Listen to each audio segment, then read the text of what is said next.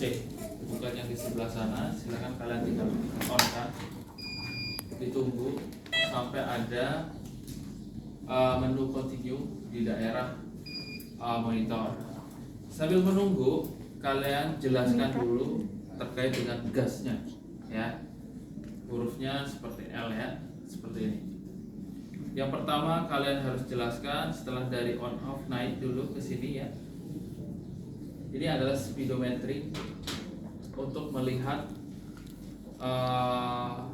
oksigennya masih ada nggak di dalam, ya, fungsinya. Oksigen dengan warna putih ini mengatur volumenya, ya, atau mengatur dosis yang diberikan, sedangkan ini flow-nya, ya, di angka berapa dosis diberikan, ya. Jadi ini satu paket ke bawah. Kemudian di sini ada N2O, lambangnya selalu biru, ya. Di atas adalah pengaturan pemberian N2O-nya dan ini dosisnya. Ini air, bukan air minum, tapi udara, ya. Di sini dilambangkan warna hitam, ya. Sebenarnya ini bisa ada beberapa yang memakai dokter anestesi, ada juga yang nggak pakai, ya.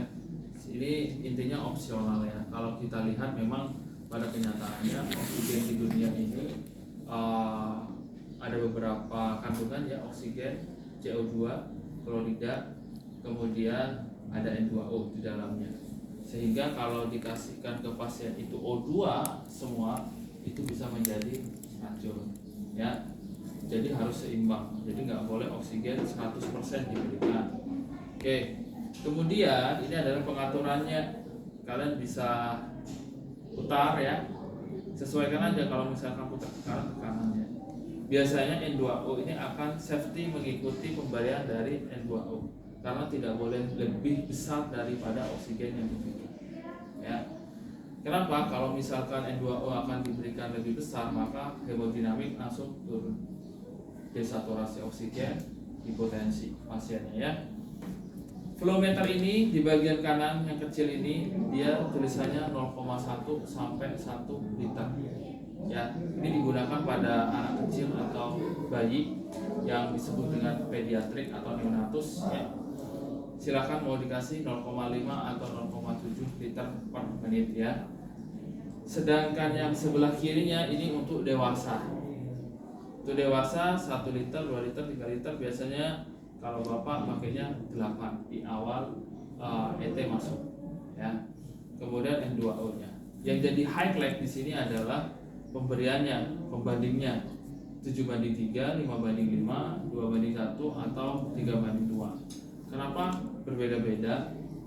Kalian pada saat belajar boleh sesuai dengan SOP, ya. Tapi pada saat nanti di IBS atau di ruangan operasi, biasanya ini akan diatur oleh kondisi pasien, ya. Kondisi pasien terjadi hipotermi, maka ini bisa diturunkan. Desaturasi oksigen, maka ini diturunkan, ya. Maka oksigennya dinaikkan untuk mencapai SpO2 di atas 97, ya. Kemudian hemodinamik pasien, MAP, sistol, diastol dia naik ke taraf normal, ya. Kalau misalkan ini sudah dikecilkan tapi tidak membuat si hemodinamik naik, silahkan turunkan agentnya juga, ya. Kalau memang dua-duanya sudah diturunkan tapi tetap terjadi desaturasi oksigen atau hemodinamiknya turun, kasih epinefrin 1 cc, ya. Karena itu memang efek dari pemberian anestesinya, bisa dari triasnya, bisa dari agentnya. Oke. Kemudian di sini sudah paham, kita masuk ke bagian alatnya. Safety pasien untuk mesin anestesi ada 2, ya, nggak boleh 1. Ini sesuai dengan akreditasi Kemenkes, SCARS, ya. Kemudian di atas ini adalah dosis yang diberikan. Kalian pencet nolnya ini, ya. Kalau kalian putar-putar seperti ini nggak akan bisa. Kalian harus pencet, kemudian kalian putar, ya. Dosis yang diberikan boleh dari 1,8 sampai 2,5 untuk pasien dewasa. Kalau anak kecil di bawah 1. Oke. Kalau misalkan nanti ada dokter setelah ED itu langsung masuk, kalian langsung diperlihatkan ke angka 6 atau angka 8 seperti ini. Kalau biasanya ISO di 6, CFO di 8, jangan kaget, dia hanya ingin pasiennya tidur terlelap, ya. Setelah tidur terlelap, monitornya aman, hemodinamiknya pasti akan dirubah menjadi 1,8 atau 2,5 ya. Pak, bagaimana menentukannya? Silakan cek SpO2 sama hipotensinya ya, atau tekanan darahnya. Semakin dia tinggi akan semakin menyebabkan penurunan hemodinamik. Intinya obat-obat anestesi itu akan selalu menurunkan hemodinamik tubuh pasien. Itu udah hal normal ya. Yang nggak normal ketika diberikan obat anestesi tiba-tiba semuanya naik ya, berarti dia punya jantung. Oke. Kemudian di sini ada tempat pemberian obatnya ya, atau disebut dengan volatil ya. Silakan kalian bisa buka seperti ini. Kemudian di sini ada tabung. Ini artinya kalau sudah ada seperti air atau minyak di dalam tabung itu berarti terisi ya. Kalau kosong seperti ini biasanya tidak terisi. Kemudian cara pasangnya, kalau nanti sama si air tolong ya masukkan obat agent volatilnya sevofluran, jangan langsung dimasukkan seperti ini ya. Silahkan kalian cari tutupnya ya.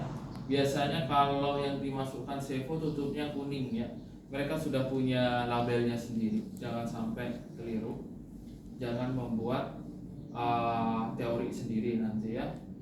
Oke, kemudian tinggal diputar saja. Sini udah aman. Kemudian di sini ada pengunci 3, di sini juga ada lubang 3 ya. Kalian tinggal masukkan seperti ini, kemudian kalian tekan. Udah masuk obatnya. Kalau kalian masukkannya seperti ini, nggak akan pernah masuk ke dalam tabungnya. Yang ada nanti kalian tidur karena langsung menguap ya. Oke, silakan nanti kalau misalkan adanya desfluran, sevofluran, halotan, isofluran, yang penting isinya harus 2 yang safety sekarang ya. Dosisnya udah paham, ini sudah paham. Kita main ke monitor. Sini mau ditanyakan nggak?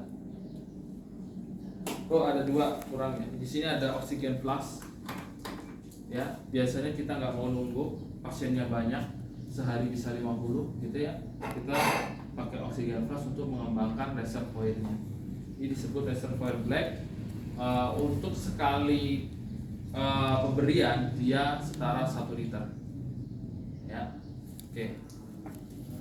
Yang ini adalah oksigen murni tanpa adanya N2O dengan agent. Kalau N2O dengan agent pakainya APR ya. Oke. Kalau yang ini biasanya digunakan pada pasien dengan spinal tapi dia butuh oksigen 2-5 udah cukup ya, nggak boleh lebih dari pemberian tersebut. Sekarang kita ke bagian monitor. Monitornya sudah ada data continue ya, tinggal klik, jangan pencet ini, nggak akan pernah bisa. Pencetnya di sini ya. Modenya sudah standby. Oke, di sini ada 2 mode ya di ventilator ini. Nanti mungkin kalau di tempat mesin yang lain bisa ada 3 atau 4 mode ya. Kalau yang ini 2 mode, ada VCV, ada PCV. PCV biasanya digunakan pada pasien TIFA karena di situ tidak butuh volume tidal, face mask ya. Jadi tidak ada yang langsung masuk ke dalam trakea. Kalau yang masuk ke dalam trakea itu harus ada volume tidal. Di sini cuman adanya adalah CSH2O. Berarti kecepatan oksigen dan agent yang diberikan ya. Kemudian di sini ada respiratory rate, normalnya 16-24. Silakan kalian bisa ubah ya, 16. Kalau untuk TIFA cukup sampai 15, jangan melebihi, nanti pasiennya bisa pernafasannya meningkat ya, takipnyu ya. Kemudian untuk I banding E, ini adalah perbandingan antara agent dan oksigen yang diberikan, tidak usah dirubah. Kalau TS log Bapak nggak paham, nanti kalian bisa cari. Tapi selama ini Bapak di rumah sakit nggak pernah pakai yang namanya trace log ini. Jadi settingannya tetap aja di situ. Kemudian untuk PIP, ini adalah oksigen terendah yang didapatkan oleh pasien. Jadi ketika oksigen ini diberikan sama si agent, ini nanti terendahnya berapa dapatnya? Misalkan 2 liter kali per menit gitu ya. Oke. Kemudian di sini ada maintenance. Kalau kalian mau maintenance silahkan, mau lihat O2 sensornya di sini O2 yang masuk 21% dari 100%, berarti tidak layak pakai nih ya mesin anestesinya, sehingga nanti takut menyebabkan resiko kematian pada pasien. Kemudian di sini juga ada flow sensor. Flow sensor ini kalibrasi alat, butuhnya 15-30 menit. Kalau kalian sudah paham dengan mesinnya 15 menit, tapi kalau kalian nggak paham bisa sampai 30 menit. Ya, agak lama ya. Oke, kalau yang user maintenance sama factory maintenance silahkan, namanya juga maintenance, berarti ke tukang kalibrasinya ya, atau yang mengeluarkan. Biasanya kalau orang beli alat itu biasanya dapat sama tukang servisnya, karena kita bukan tukang servisnya, kita penatanya, kita pakainya ya. Oke, untuk user setup silahkan kalian pakai aja yang ada, nggak usah di otak atik. Yang harus di otak atik adalah di bagian alarm setup ya. Ada FiO2, target atasnya 100 ya. 100 itu menandakan apa? Oksigen di dalam paru-paru, berarti isinya semua oksigen. Kalau misalkan di sini 80, maka 20% adalah agent yang ada di dalam paru-paru. FiO2 untuk apa, Pak? Untuk menentukan ekstubasi dalam atau ekstubasi dangkal, atau ekstubasi sadar atau tidak sadar. Kalau misalkan kalian mau tidak sadar, silahkan boleh di 80 ke bawah. Pasiennya tetap tidur tapi di ekstubasi atau dikeluarkan ET-nya ya. Kemudian kalau mau ekstubasi sadar, silahkan harus full oksigen yang ada di dalam paru-paru pasien. Apa? Biar tidak terjadi refleks batuk dan aspirasi. Ya. Jangan di tengah-tengahnya. Kalau di tengah-tengahnya misalkan si Fajar ada di dekat pintu keluar, kalian nggak bisa masuk dan nggak bisa keluar. Itu yang paling ditakutkan oleh penata anestesi pada saat ekstubasi. Maka indikatornya harus di sini. Kemudian ada menit volume. Menit volume ini kalian tidak boleh dari 8. Kalau Bapak ya, mungkin nanti kalian ketemu penata yang lain mau pakai 10 silahkan ya. Ini dapatnya menit volume dari volume tidal dibagi dengan RR pasien, maka dapatnya berapa ya, dan tidak boleh lebih dari 8. Oke, kemudian ada PAU. PAU ini adalah CMH2O, kecepatan. Kalau kalian TIFA silahkan 15. Kalau kalian GAETT sama GALMA silahkan dimodelkan ke 30 sampai 35. Itu sudah ada SOP-nya ya, bukan dari Bapak ngomong tapi sudah ada ketentuannya. Tidal volume silahkan ya, kalian buat 1000 di atas, karena biasanya untuk pasien yang akan diekstubasi dan sadar itu membutuhkan volume tidal di atas 500 ya. Kemudian respiratory rate-nya silahkan kalian taruh di ambang maksimalnya 24 ya. Tapi kalau misalkan di sini mau maksimalnya terendahnya atau minimumnya 16 250, kalau FiO2-nya taruh di angka 80. Ini sebagai warning aja, kalau melebihi batas dia akan bunyi. Itu ya. Kemudian CBP-nya kalian on kan. Kemudian kalian bisa close. Ini otomatis terset sendiri ya. Bedanya PCV sama VCV adalah ini tidak ada volume tidalnya. Ketika kalian ke VCV, ini ya, ini PCV, ini VCV. Dia ada volume tidal. Ini dipakai untuk GAETT sama GALMA. Harus di atas 250 kalau ingin pernafasan pasien stabil ya. Ini akan koneksi dengan si bellow. Nanti Bapak jelaskan ya. Kalau ini sudah kita setting, maka kita klik standby, klik OK. Baru ini bisa dipakai mesinnya ya. Ini nanti kalau ada oksigen di sini dia akan bergerak ya, bukan jantung tapi pergerakan pernapasan, karena yang kita pantau adalah manajemen airway sama breathing ya. Oke, di sini ada peak, puncak oksigen yang diterima oleh pasien, Pmin, oksigen rata-rata yang diberikan oleh pasien, PIP adalah puncak dari oksigen, puncak bawah dari oksigen yang diterima. Artinya ini tertinggi, rata-rata tengahnya, ini paling bawahnya. Kalau di statistik itu ada rata-rata, misalkan di sini kelompok 13, 14. Rata-rata umurnya berapa di sini? Pakainya PMI. Jadi kemudian peaknya apa? Umur tertingginya berapa? Misalkan ada di sini yang umur 23. Terendahnya berapa? Oh, ternyata ada yang umur 19 tahun udah kuliah. Ya, tapi di sini untuk oksigen. Oksigen terendah yang didapatkan misalkan 3 liter per menit. Tapi rata-rata dapat pasien 5 liter per menit. Tertinggi yang pernah didapat, terendah yang paling didapatkan oleh pasien berapa? Itu ya, yang ini teratas. Menit volume kita udah setting 8 tadi ya. Tidal volume kita sudah setting antara 250 sampai 350. Kemudian respiratory rate-nya 16 sampai 24, FiO2-nya 100. Kalau mau diekstubasi sadar silahkan FiO2-nya 100. Oke. Ini kalian akan koneksi dengan bellow. Volume tidal di sini dengan volume tidal yang di sini itu akan sama kalau sudah ada pasiennya. Misalkan di sini 250, berarti di sini juga akan 250. Ya. Kemudian kita ke bellow.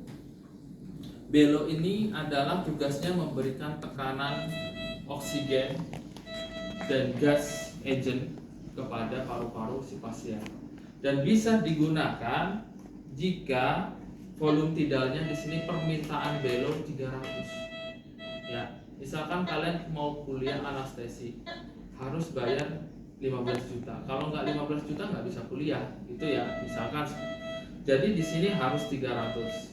Jadi volume tidal di sini harus naikkan jadi 300. Ini tidak kalau misalkan kalian sudah ada pasien ya, gak usah diputar-putar, dia akan otomatis ngikutin dari kondisi pasien ya. Kalau sudah 300 kalian boleh pindah ke otomatis, maka bellow akan bergerak ya. Jadi kalian tinggal fokus ke observasi saja. Kemudian di sini ada circuit breathing ya. Kemudian ini juga circuit breathing, sama dengan trakea kita, bentuknya sama, memang dibuat sama ya. Yang paling dicek adalah ada kebocoran nggak. Oksigen sini aman, ternyata ke pasien-pasiennya cyanosis, bisa dicek seperti ini ya. Makanya perlunya kalibrasi sebelum dipakai alatnya. Kalibrasinya tadi itu ya di maintenance, di bagian flow sensor ya. Oke, ketika sudah selesai kalian boleh ke APL. APL adalah kecepatannya yang diberikan ya. Semakin dia cepat maka pasien semakin tachypnea. Jadi ada udara yang masuk sehingga dia ngas-ngasan ya. Silakan nanti kalian turunin sedikit. Bisa dilihat dari layar juga bentuknya seperti ini ya pernafasannya. Jadi pernafasannya yang baik adalah ke atas, ada jeda dikit. Kalau ada oksigennya itu bisa ya. Atau mau jadi pasien ada ya. Oke.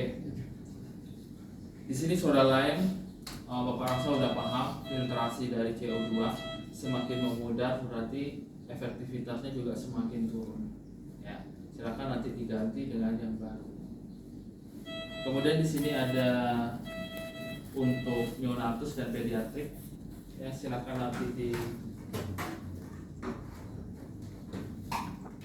disambungkan. Ini adalah APL-nya, bisa diputar. Ini reservoir bag-nya. Kalau yang ini 1 liter untuk dewasa, kalau ini untuk anak-anak atau pediatrik ya 0, liter per kali diberikan sama si alat gitu ya. Oke, di sini ada lubang, di sini adalah konektor untuk ET masuk ke dalam ya, menyambungkan ET dengan si sirkuitnya ya. Oke, tidak ada lagi. Ada yang mau ditanyakan?